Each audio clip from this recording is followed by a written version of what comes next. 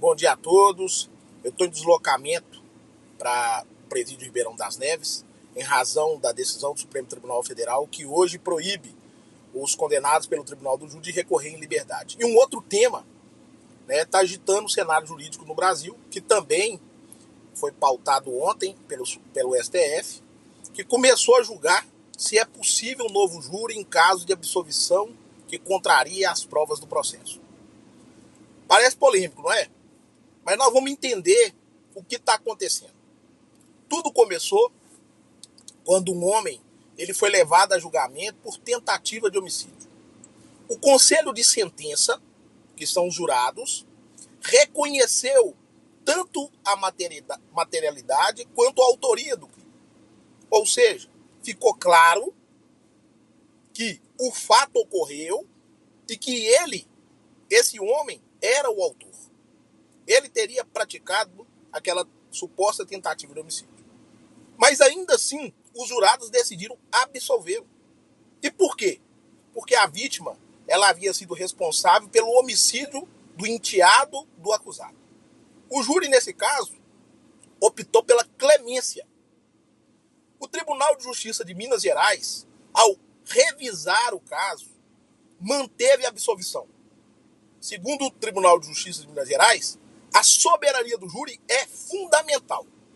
Essa soberania ela permite que os jurados tomem decisões baseadas na íntima convicção, até mesmo por motivos de piedade ou compaixão. Em resumo, para que vocês possam entender, o tribunal entendeu que enquanto não houver um erro escandaloso, absurdo, a decisão do júri ela deve ser mantida. Porém, o órgão acusador, o Ministério Público, não aceitou essa decisão do Tribunal de Justiça de Minas Gerais. Para eles, a absolvição por clemência não deveria existir no nosso sistema jurídico. Segundo o Ministério Público, essa prática vai abrir precedentes perigosos, como incentivo à vingança e à justiça pelas próprias mãos. E foi assim, nesse contexto, que esse caso chegou ao Supremo Tribunal Federal, ao STF.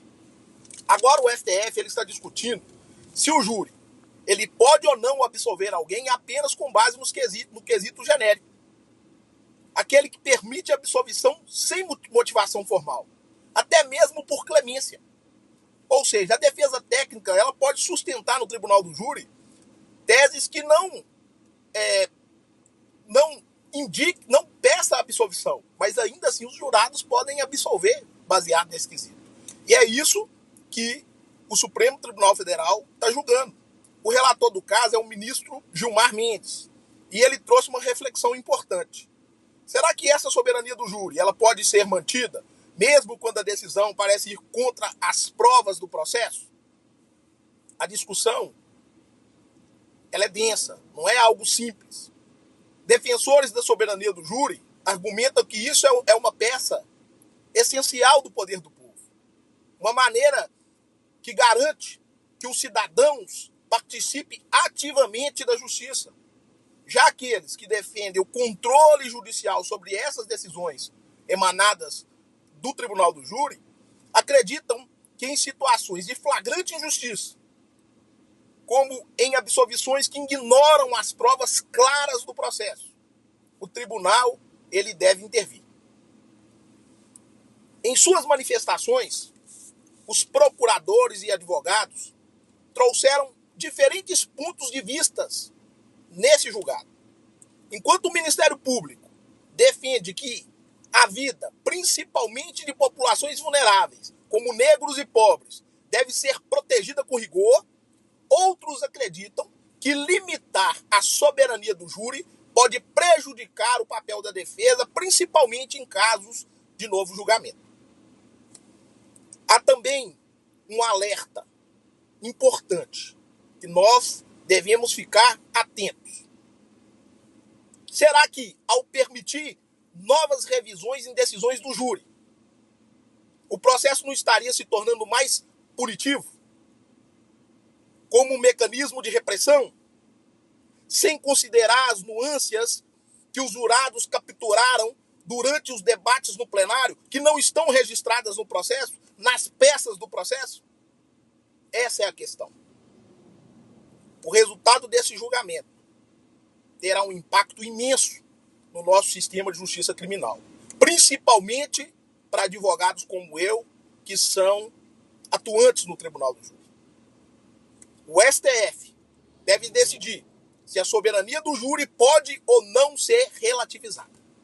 Em caso de absolvição que parecem desafiar as provas dos autos, que parece contrariar as provas dos autos. E você, o que pensa sobre isso? A soberania do júri deve ser mantida, mesmo que a absolvição seja por clemência? Ou o tribunal deveria ter o poder de revisar essas decisões? Esse debate, ele só está começando. E o que for decidido agora pode moldar o futuro dos julgamentos populares no Brasil. Fique ligado nesse perfil para acompanhar as atualizações sobre questões atinentes ao Tribunal do Júri. Forte abraço!